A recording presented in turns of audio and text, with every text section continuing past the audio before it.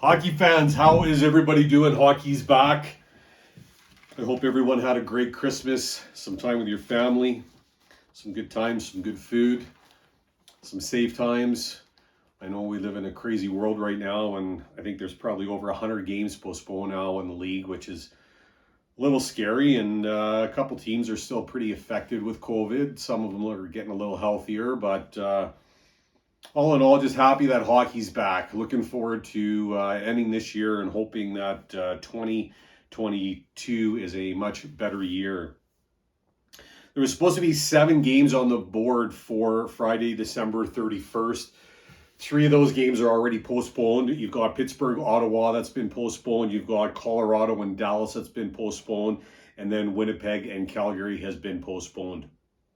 But we do have 4 games on the board. So let's make some picks, try to end the year with some winners. And I'm going to try to change a couple things going into 2022 to try to make it better for the viewers and maybe easier to follow with exactly what I do and to see what kind of success we can have in the new year to end this season and get into the playoffs. But let's talk about 4 games and make some picks. First game, we've got Edmonton and New Jersey. New Jersey is 2-7-1 with a current 1-game winning streak. Mackenzie Blackwood listed to be in net. Edmonton has Mike Smith confirmed to be in net again. They're 3-7-0 with a current 1-game losing streak. The Devils, they played their last game on Wednesday when they went to Buffalo in a 4-3 road win for New Jersey. Their first game back, and they came out strong. I mean, they outshot the Sabres 42-22. They were 1 for 2 on their power play. And an opening power play goal was by Dougie Hamilton. It was 2-2 after 2. Jack Hughes broke the tie in the third to give New Jersey the lead. And then Sharon Govich with an insurance goal. Big win for New Jersey. I mean, just before that little bit of a COVID break that we had, New Jersey had lost 6 in a row. And I've spoke about New Jersey a little bit before where I think they're a pretty talented team and they could make a push come the tail end of the season here. So we'll see what happens if this is just a one-off or if they can continue this little winning streak that they're starting. Edmonton was in action on Wednesday as well. They played St. Louis. Mike Smith back in net in action for the first time in a while. It was a 4-2 final for the Blues. Oilers are very happy. I mean, they're going to have, for this game coming up to New Jersey here, they've got Daniel Nurse back in the lineup. They've got Jesse Puljujarvi in the lineup and William Legason in the lineup. So 3 big important players back in the lineup. I think Nurse had the most ice time out of any other player. So definitely Tippett's going to be happy to have him back. I was listening to him as well speak about Smith. I mean, Smith looked all right in that first game. Stopped 29 shots, and I think Tippett said he's going to go with the veteran goalie again for this game against New Jersey and then reevaluate after 2 and see where he's at. If you look at the stats, I mean, Edmonton is stronger in every category. I mean, as an example, they're first in the power play. New Jersey sits 31st. Goals for Edmonton sits 7th. New Jersey sits 23rd. New Jersey in that little break had 3 games postponed. Edmonton had 4 games postponed that they're going to have to obviously try to make up. This is the first of 2 games between these teams. Edmonton has struggled lately, and their 2 hot guns, Draisaitl and McDavid, have been pretty quiet on the scoreboard. I mean, they got a pretty comparable last 10, and I think if you look at a chart, I think New Jersey, after that win, is going to trend a little bit further north than what Edmonton will. Moneyline, Edmonton 1.64 or minus 155. New Jersey 2.35 or plus 135. Over under set at 6. This opening game for Friday, I'm going to take New Jersey, a home dog to win the game. It's a matinee game too. It's a 1 p.m. start.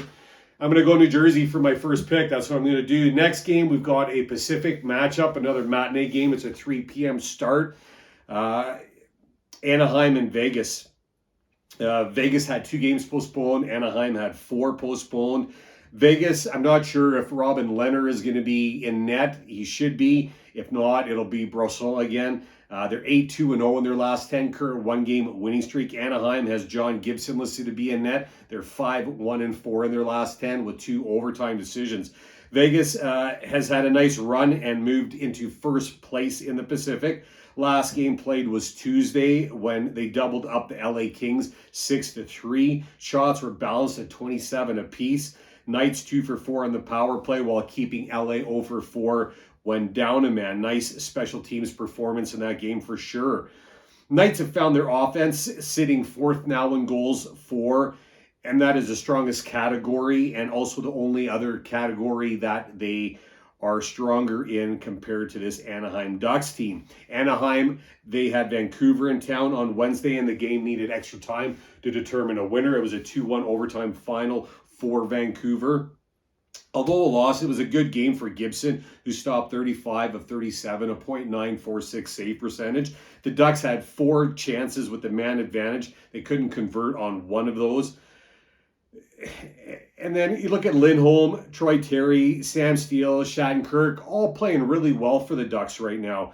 I mean, the Ducks are 3rd in penalty kill, 5th in power play, 9th in goals against. I mean, they're playing pretty good, having a good season, a lot better than most people would have thought. This is a 3rd game in a 4-game set between these two teams. It's 1 apiece so far. Vegas on October 29th, they won 5-4 in a shootout. And then earlier in the month, December 1st, almost a month ago actually, the Ducks, they won that game 6-5.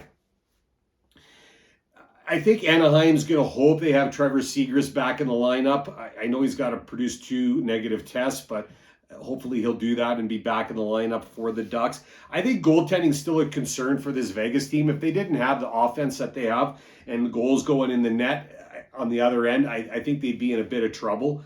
I mean, if the Ducks can shut them down a little bit when it comes to that, I think they could grab a win here. Another dog, though. I mean, money line plus 165 or 2.65 for Anaheim, minus 185 or 1.54 for Vegas.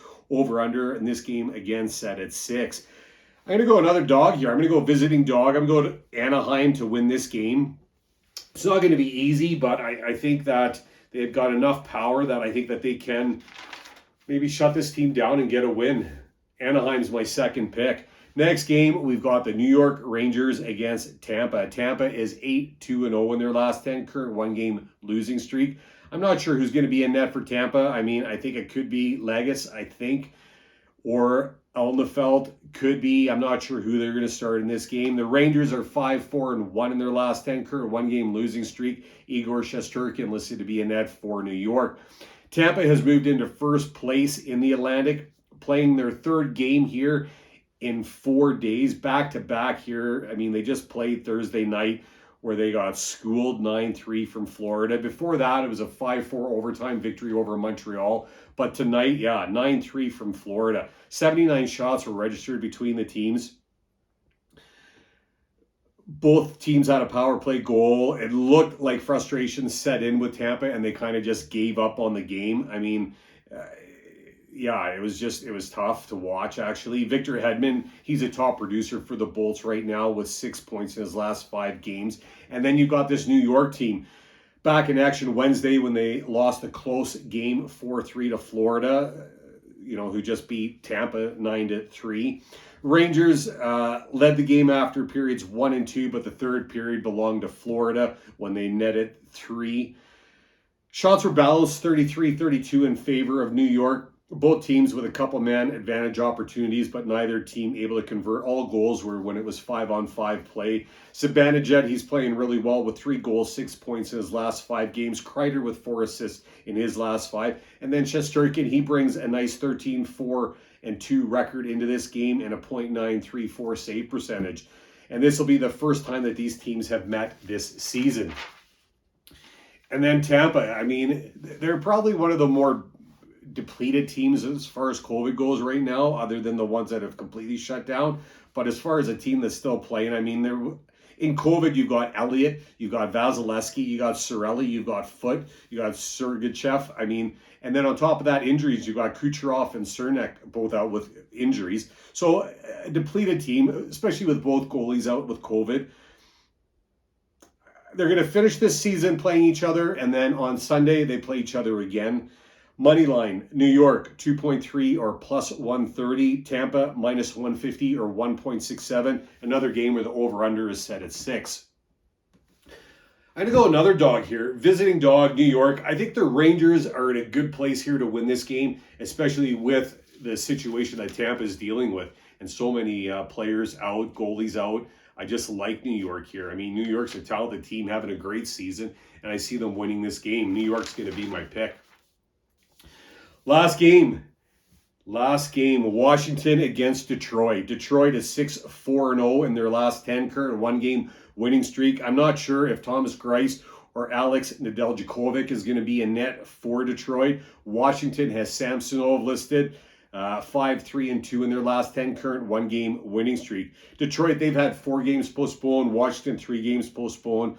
And this will be the first game where Detroit is back in action out of all the teams that are playing here on Friday night. Last game they played was December 18th when they played New Jersey. It was a 5-2 final for the Red Wings. The captain, Dylan Larkin, he's leading the Red Wings with 8 points, 5 of those being goals in his last 5 games. Lucas Raymond with 6 assists in his last 5.